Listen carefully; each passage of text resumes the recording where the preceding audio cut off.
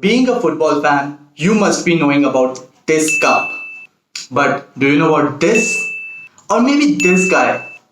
This is Jules Rimet, and let me tell you how he managed to change the beautiful game we know as football. Everyone loves football. We all know that. According to stats, FIFA World Cup was watched by over 3.8 billion people across the globe. That is more than 50% of the world's population. So, by doing simple maths, we can say that every second person you know either loves or likes the sport. FIFA World Cup, the holy grail for any football player. Heck, India has been trying to qualify for the same for over 7 decades now. Okay, I know India qualified for the 1950 World Cup and did not play because they did not had shoes back then, but that was an automatic qualification. Indian football will be covered in a separate video as it deserves its own video. But FIFA World Cup is the biggest sporting event in the world. No other sporting event comes even close to it. So, how did it become so big? Let's talk Jules Rimet. Let's walk back in time to about 150 years. Jules Rimet was born on 14th of October 1873. Lawyer by profession, but he was always intrigued by the beautiful sport. He, along with his colleagues, founded Red Star Football Club.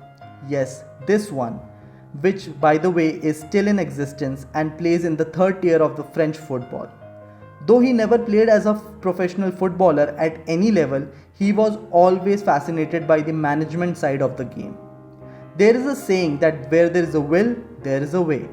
And in 1904, FIFA was created in his home country, France.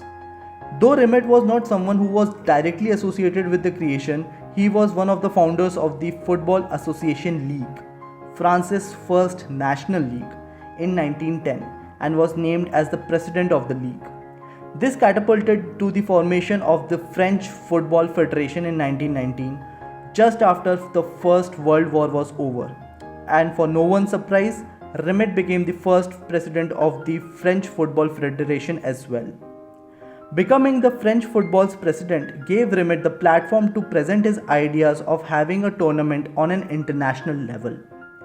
He presented the idea to the Olympic Committee in the 1920 Antwerp Olympics, as at that point of time he was the acting president of FIFA as well.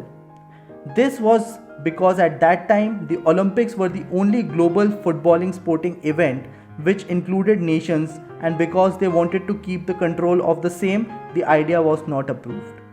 See, the Olympic Committee did like the prospect, but since they wanted to have all the powers, Rimet had to find a solution, otherwise, according to him, the IOC would have started their own version of the World Cup. Soon in 1921, Rimet became the president of FIFA and started putting forward the idea of having a world championship. His consistent push proved too much for the executive committee, and in 1926, FIFA created a committee who started looking the possibility for hosting a world championship. In 1928, FIFA meet in Amsterdam. It was decided by the 30 members of FIFA that a world championship would be hosted every 4 years. The voting was 25:1 as some of the countries disagreed. In the following years meet in Barcelona, it was decided that Uruguay will be the first World Cup host. Why Uruguay? See, at that point of time, Uruguay was celebrating their 100 years of constitution, and the European countries were facing the Great Depression and did not want to host such event. On the other hand, Uruguay was excited to host an event because of the 100 years of their constitution, and also was willing to provide all the travel and lodging costs of the competing teams. Another reason for Uruguay to be the host team was because they were at that time emerging as a footballing nation. They won the 1924 Olympic gold and successfully retained the title in the following Olympics as well. All looked in line just before the blow that the competition got from English Football Association in 1928 when they backed out of the competition.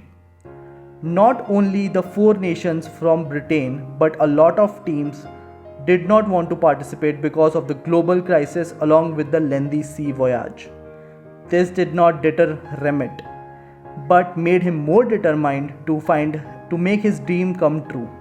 He traveled across Europe and eventually four European teams agreed for the World Championship, namely France, Yugoslavia, Romania, and the 1920 Olympic gold winners Belgium. The tournament started from 13th of July 1930 till 30th of July 1930 with 13 teams participating in the competition.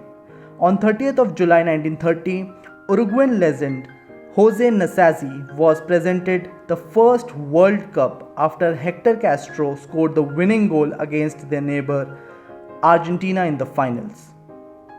The team was presented by the trophy, which was back then known as the World Cup, which was designed by French artist Abel Lafleur.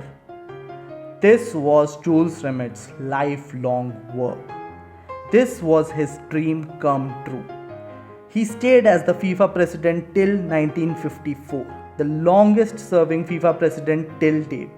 While retiring, FIFA had 80 members. In 1921, when he became the president, they had just 20. After his retirement, he was made the honorary president of FIFA and the World Cup trophy was named after him in 1946 as the Jules Rimet Trophy. This guy is a true legend. We majorly talk about the beautiful game because of all the legends on the pitch, but there are some off the pitch and Jules Rimet is the reason why we love football.